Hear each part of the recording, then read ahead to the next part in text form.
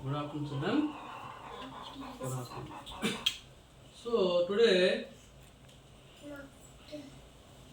we learn about round up to nearest thousands. How to round up to nearest thousands. So already we learned about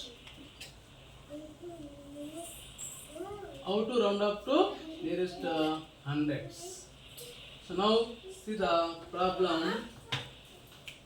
The number is 1686. First, you read the number 1686.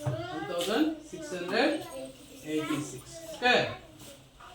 So here, first of all, think about where is 1686.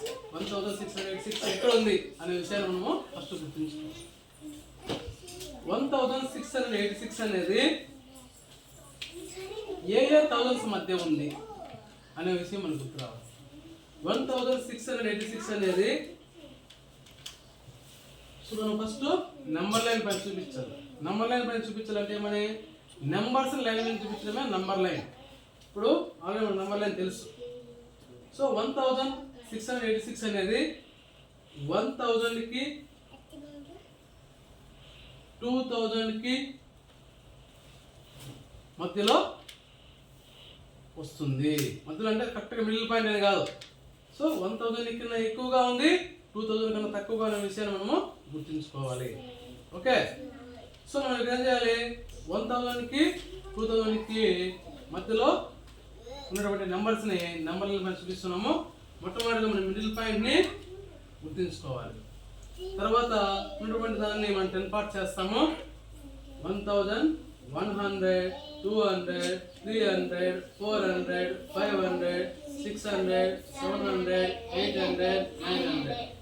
So now write down the 1100, 1200, 1300, 1400, 1500, 1600, 1700, 1800, 1900, 2000.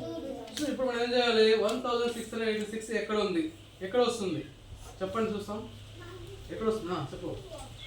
దాని తర్వాత వస్తుంది. 1600 తర్వాతనే వస్తుంది కాబట్టి మనం ఏం చేయాలా? ఇక్కడ మనం మిడిల్ పాయింట్ తీసుకుంటాం. సో దీనికి మధ్య ఏముంటుంది? 1650 వస్తుంది. దీని తర్వాత 60, 70, 80, 86 అంటే ఈ ప్రాంతంలో మనకి ఏమొస్తుంది? 1686. సో ఇక్కడ 1886 ఉంది. 1806 ఉంది.